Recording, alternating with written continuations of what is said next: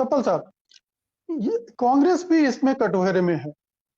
जिस समय मनमोहन सिंह की सरकार थी, उसी समय इस सौदे पर काम शुरू हुआ, टेंडर हुए, बातचीत हुई, लगभग फाइनल के स्टेज में पहुंच रहे थे, और उसी डील में इन्हें दलाली मिलती है, सुषेण गुप्ता को। तो ये आपकी सरकार रहते हुए ये दलाली हुई है, ये दलाली खाई गई है।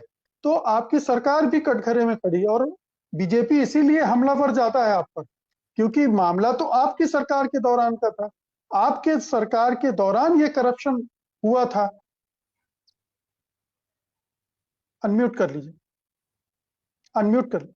जी जी मुकेश जी, सबसे पहले तो एक फैक्चुअल एरर जो आपके स्टेटमेंट में है कि ये जो सौदे की पूरी प्रक्रिया शुरू हुई, ये मनमोहन सिंह जी की सरकार में हुई नहीं, ये वाजपेयी जी की सरकार से शुरू हुई।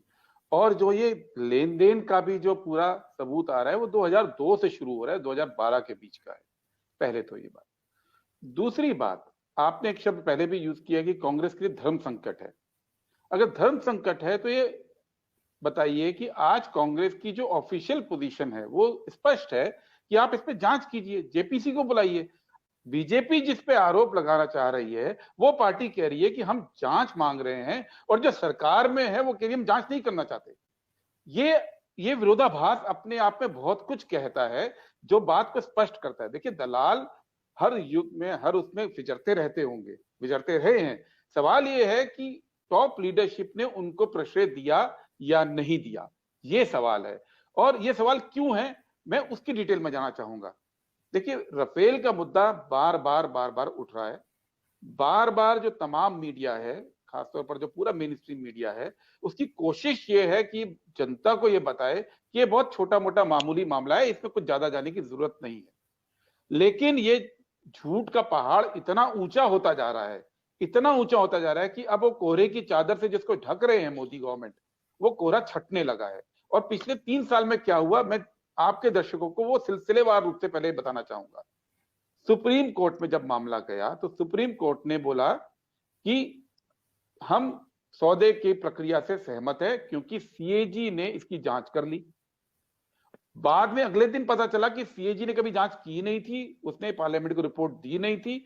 सुप्रीम कोर्ट इस खुलासे के बाद, जब केंद्र सरकार ने इस खुलासे के बाद एफिडेविट दिया, उस पर चुप हो गया, शांत रहा। यानी जिस बेसिस पे उसने कहा था कि प्रक्रिया ठीक है, वो बेसिस ही झूठा था, गलत था। उसके बाद ये बोला कि सिर्फ मोदी जी को मालूम था, इवन रक्षा मंत्री मनोहर पर्रिकर साहब को भी नहीं मालूम था कि ये सौदा होने जा रहा है। कुछ दिन बाद पता चला कि अनिल अंबानी को 15 दिन पहले तो कम से कम मालूम था, जिस दिन 15 दिन पहले 26 मार्च 2015 को अनिल अंबानी की कंपनी ने दसो कंपनी के साथ समझौता कर लिया, जॉइंट वेंचर। ये भी बात झूठी हो गई। फिर सुप्रीम कोर्ट ने बोला कि भारत सरकार का ऑफसेट पार्टनर में कोई रोल नहीं है। ये सुप्रीम कोर्ट ने अपने वर्डिक्ट में 3 जजेस की बेंच ने बोला। ठीक है, ये भी झूठा हो गया कि जब जो ओलांद जो राष्ट्रपति थे फ्रांस के, उन्होंने एक इंटरव्यू में बाद में बोल दिया कि जो रिलायंस का सिलेक्शन था ऑफसेट पार्टनर के रूप में, उसमें फ्रांस की सरकार की कोई भूमिका नहीं थी, ये भारत का दबाव था, भारत ने तय किया। इस पे भी सब शांत रहे। उसके बाद जब मामला गया सीबीआई में, और सीबीआई में जब पिटीशन किया गया जांच के लिए, तो रात को 2 बजे रेड करके, हरजिंदर जी, रात को 2 बजे रेड करके सरकार ने अपने ही सीबीआई डायरेक्टर के खिलाफ रात को 2 बजे रेड की और उसको हटा दिया। आप कहते हैं कि आपको बहुत सीरियस नहीं लगा। मैं आपको बताऊं कि आज 3 साल बाद क्या स्थिति है उस केस की। 3 साल बाद आलोक वर्मा जी की पेंशन को कर्टेल कर दिया, उनका जीपीएफ नहीं दे रहे हैं, ये उनको सजा दी गई है। और प्रूव क्या किया सरकार ने? प्रूव ये किया, राफेल का तो कोई जिक्र ही नहीं है।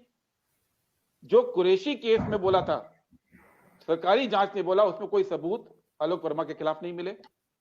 संदेशरा केस था, स्टर्लिंग केस, जो संदेशरा बंधु भागे हुए हैं आज देश से, उनके केस का कोई जिक्र नहीं किया सरकार ने चार्जशीट के अंदर।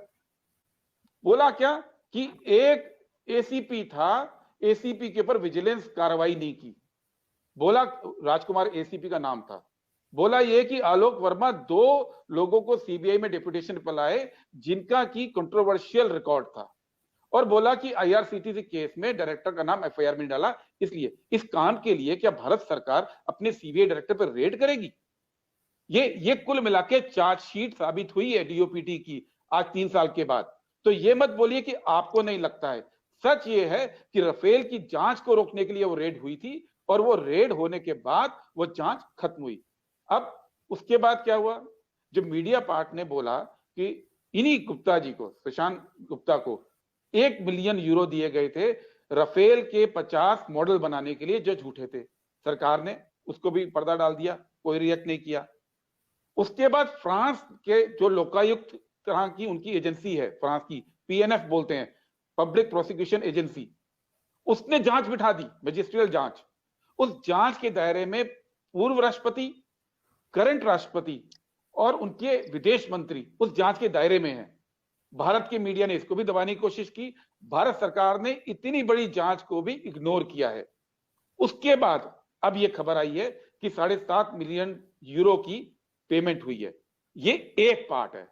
इसका दूसरा पार्ट क्या है कि जब ईडी ने सुशांत गुप्ता के घर पे रेड मारी, उसके घर से गोपनीय डॉक्यूमेंट मिले रक्षा मंत्रालय के।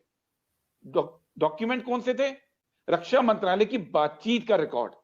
डॉक्यूमेंट कौन से थे? किस रेट पे बेंचमार्किंग हो रही है कि किस रेट पर राफेल खरीदना है, उसका रिकॉर्ड।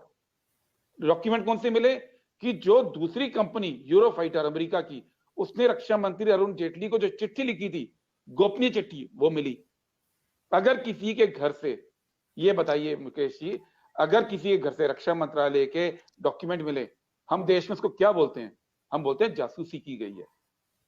जासूसी की बात होती है ना। ये तो सीधे सीधे देशद्रोह का मामला, राजद्रोह का मामला, देशद्रोह का और जासूसी के सबूत सरकार के पास 2.5 साल से हैं। सरकार ने 2.5 साल से उस जासूसी के सबूतों पे कोई एक्शन नहीं लिया। और बदले में क्या किया? और ईडी रेड क्यों हुई थी? क्योंकि ये सुशांत, जिसको बीजेपी ये कहती थी और मोदी जी अपने भाषणों में बोलते थे कि ऑगस्टा वेस्टलैंड हेलीकॉप्टर में घोटाला हुआ है और ये उसमें दलाल है, उस घोटाले को लेकिन पे रेड हुई। रेड में डॉक्यूमेंट मिले राफेल के। और अंत क्या हुआ? कौन सी उन्होंने नस दबाई कि मोदी जी खुद जाकर पिछले हफ्ते फ्रांस में जाकर उसी ऑगस्टा वेस्टलैंड कंपनी को क्लीन चिट दे आए। यानी जो डॉक्यूमेंट मिले वो उस सौदे से जुड़े हैं जो मोदी जी ने खुद किया और जिसमें वो आरोपी था। उस कंपनी को बिना किसी कानूनी कार्रवाई के भारत के प्रधानमंत्री क्लीन चिट देके उसके ऊपर से सारे बैन हटा लिए। अब ये कहानी पूरी सिलसिलेवार रूप से क्या कहती है, ये बताइए। इसमें कांग्रेस पार्टी कहां पे है, ये बताइए। कांग्रेस पार्टी कहां पे है? वो बहुत सिंपल सा है। कांग्रेस पार्टी ने टेंडर किया था, जो ओंकारेश्वर जी ने बोला, टेंडर किया था। टेंडर 126 विमान का था। चाइना से खतरा है, खतरे के लिए ज्यादा से ज्यादा विमान चाहिए थे, ये कम चाहिए थे।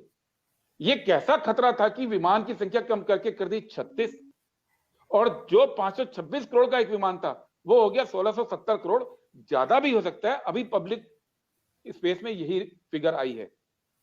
तो विमान की संख्या हो गई कम और जो रेट है वो 41,000 करोड़ रुपए बढ़ गया। इसमें तो कांग्रेस नहीं है।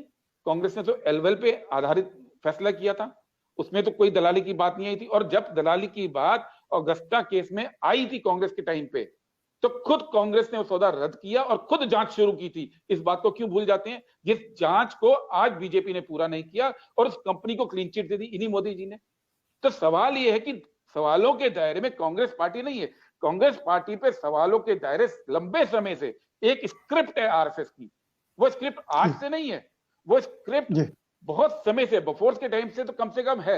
जहां पे आप झूठा आरोप लगाइए, चाहे वो बोफोर्स का आरोप रहा हो, चाहे वो 2G का आरोप रहा हो, चाहे वो ऑगस्टा का आरोप रहा हो, चाहे वो कोल का आरोप रहा हो, और उसको प्रचारित कर दीजिए कि कांग्रेस भ्रष्ट है। लेकिन भ्रष्टाचार कहां है, उसकी बात आज कोई नहीं कर रहा है। तो धर्म संकट कांग्रेस पार्टी का नहीं है मुकेश जी, धर्म संकट आज मोदी सरकार का है, जो इस सौदे को दबाने की कोशिश कर रही है। लेकिन अब ये दब नहीं रहा है और रह रहकर सच्चाई सामने आ रही है।